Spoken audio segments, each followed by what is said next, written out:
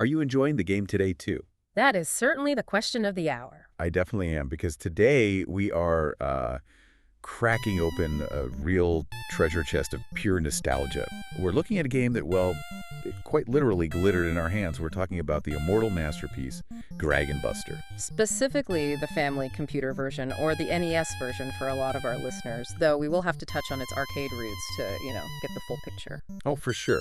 But let's be real. If you were a kid in the late 80s, you didn't care about arcade boards. You care about one thing. The gold cartridge. The gold cartridge. You'd hold that thing in your hand, and it felt, I don't know, important. This wasn't just a game. It was an artifact, a treasure. A very clever marketing strategy to make the plastic itself feel valuable. And it worked.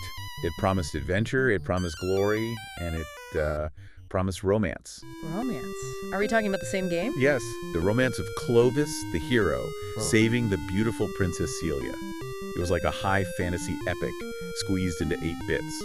I feel like I need to pump the brakes on your fantasy epic right there. What? You're killing the mood. Let's just say the romance in BUSTER is...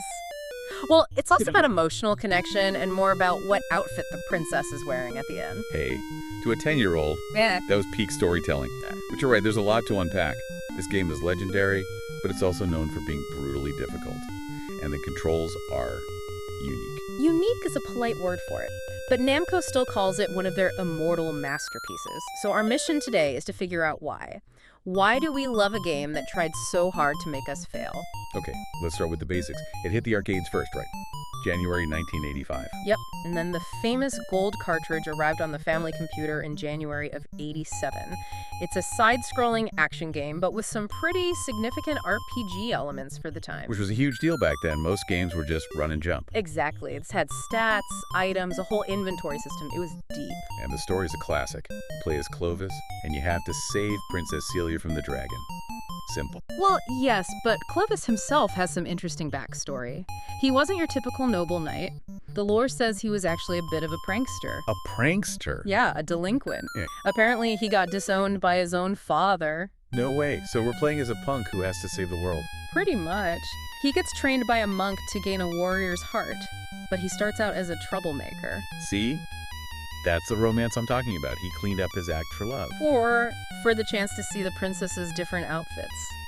Which brings us back to that romance mechanic. Oh, this was the best part. The ultimate playground rumor that was actually true. Right. So you can collect a scepter and a crown. Depending on whether you have them when you rescue Celia, her sprite actually changes in the ending scene. It starts with a standard, princess dress. Very classic. Correct. But then it can change to a miniskirt. Then a bikini. And the grand finale, a bunny girl outfit. A bunny girl outfit. In a high fantasy game about slaying a dragon. You have to admire the sheer nerve of it. That was the game's replay value right there. Gotta beat it again to see the bunny suit. From a critical perspective, I have to question the tactical viability of a bikini when facing a fire-breathing reptile. The defensive stats must be abysmal. You're totally overthinking it. It was the 80s. It was motivation. It was certainly a design choice. But beyond that, the game's structure was really innovative. Okay, yeah. The map mode. It looked like a board game, and you had to pick your path to the Dragon's Mountain. Which gave you a sense of agency. You weren't just on a linear path. You could see a cave route or a mountain route and make a choice. And each spot on the map was a dungeon mode. That's the side-scrolling action part where you fight monsters and a mid-boss, the Room Guarder. And thankfully it wasn't a one-hit death game. Clovis had a vitality bar, a life meter. 128 points? I always thought that was such a specific number. It's a programmer thing, a power of 2. But it meant you could take a few hits, which you absolutely needed to. You really did. Yeah. Because the combat was all about 2 very specific moves. Yeah. One was the signature attack. The Kabutowari. The helmet splitter. The helmet splitter. It is, and I stand by this, one of the most satisfying attacks in gaming history. You jump up, and on the way down, you just plunge your sword straight down. It deals double damage. It added a whole vertical element to combat that just wasn't common. You felt powerful landing that move. Oh, crushing a tough enemy with it in one hit. Yeah. Pure joy. But to even get into position to do it, you had to master the other key move. Yes. The elephant in the room. The double jump. The source of all my childhood frustration. It sounds so simple. Jump, then jump again. It's not. You have to press the second jump at the absolute peak, the very apex of the first jump. a millisecond too early or too late, and nothing. You just fall. Usually into a pit of spikes. Always into a pit of spikes. Now, since we're focused on the home console version, it's important to note how it changed from the arcade. They added a lot. They really did. Yeah. The biggest thing was the EXP system. Right. In the arcade, your score was just a score.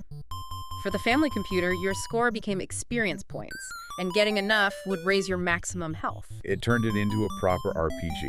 And the items were better, too. You had a real inventory. You had mushrooms to increase your max health, and scrolls that let you shoot fireballs. And the compass.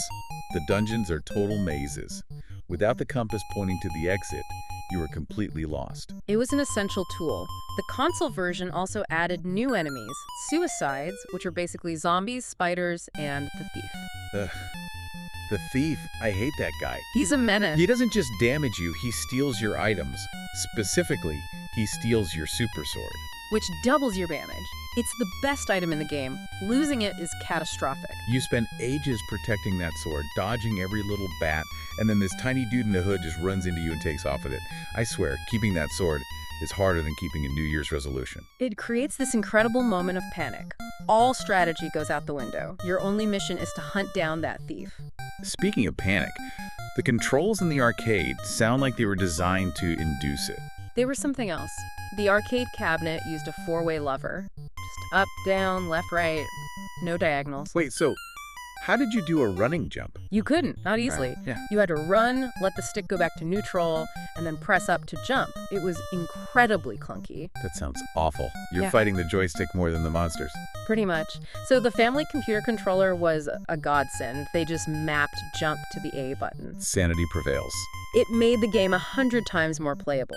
But that strict timing for the double jump, that stayed exactly the same. Of course it did. And you needed that jump because if you took too long in a dungeon, The cave shark arrives. that music change, it Oh. still gives me chills. The normal dungeon theme cuts out and you just hear this frantic alarm.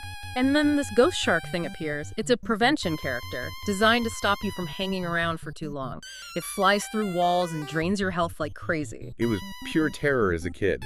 That sound meant run for your life. And for anyone wondering, the game was known as Dragon Buster overseas as well. The pain was universal. So it's evaluated. The good, the bad, and the double jump. Let's start with the good, the action feel. It's amazing. Nailing a Kabutowari, the sounds it makes, the way the enemy crumbles, it just feels so crisp and responsive. The Namco sound team in that era was legendary. The music is great, but the sound effects give the combat real weight. And I actually like the strategy of it. Having to draw my own maps on graph paper made me feel like a real adventurer. It's a lost art, isn't it? The game forced you to engage on that level, to plan your route based on what items you needed. Okay, but now for the bad. And I'm starting with the Wizard Room Garter. The wizard. He's definitely a difficulty spike. It's not just that he's hard, he feels unfair. He floats there and shoots these 4 swords that just juggle you in the air. You get hit, bounce up, get hit again, bounce again. You can lose half your health without ever touching the ground. It's just bullying. It does feel like bullying, but it does build character and critical thinking. It builds a desire to throw the controller across the room. And the jumping. We have to talk about the despair of missing that one jump. The Tower of Despair. I know the one. You're climbing this tall tower. You see a super sword on a tiny platform way up high. You need a perfect double jump to get it. You go for it. And you're a fraction of a second too late on the second press. And you don't just fall to the platform below, you fall all the way to the bottom. The screen scrolls past the sword and it's gone forever. The utter devastation. I think a part of my soul died in that tower. But some would say that the high stakes are what make the success so rewarding. I guess. The game also gets a little repetitive, right? You fight the same few room garters over and over. Skeleton, bishop, wizard. They iterate on the challenge by, say, putting 2 skeletons in a room instead of 1, rather than introducing a lot of new enemy types. Right. Okay, before we finish, we have to hit some of the amazing trivia about this game. Did you know the title Dragon Quest was a candidate for this game? That's one of my favorite bits of gaming history. Namco almost used it. Can you imagine how different things would be if Enix had to call their game something else a year later? The entire history of JRPGs would be different. And what about Clovis's weird pose when he's facing right. Yeah, the twisted torso. Yeah, his body looks like it's facing backward, but his head is facing forward, like an owl. I thought he was just flexing for the princess. It was actually a programming shortcut, a memory-saving trick for the sprite priorities. They didn't have enough space for a properly drawn, mirrored sprite, so they just made that weird pose because it worked with the code. That is the most 80s game dev story I've ever heard. Not enough bites for a spine, just twist him. And then there's the ending. If you are persistent enough to play all the way to round 100, The game just tells you, give up you. that's it. No congratulations, just give up. The game itself is telling you to stop. And for the truly hardcore, the family computer version had that hidden Ura mode, the reverse mode. A hard mode where the map is brown, items are super rare, and enemies are way tougher. As if the base game wasn't enough. And there were sequels, but they weren't. There was Dragon Buster 2, but it became a top-down game where you used a bow and arrow. A bow. The whole point of Dragon Buster was the sword and the helmet splitter. It was a very different experience. A 3D successor called Dragon Valor came out later on the PlayStation, which was a bit closer in spirit, and it lives on as a mini-game in Tales of the Abyss. So, final thoughts. Looking back on that shiny gold cartridge, what's the verdict? For me, it absolutely laid the groundwork for the action RPG. It proved you could blend arcade action with deeper mechanics like leveling and inventory. It was punishing, but it respected your skill. I agree. For me, it's pure nostalgia. It represents a time when games didn't hold your hand. You had to master them. That gold cartridge felt like a promise of a real tough adventure, and it delivered. It had soul.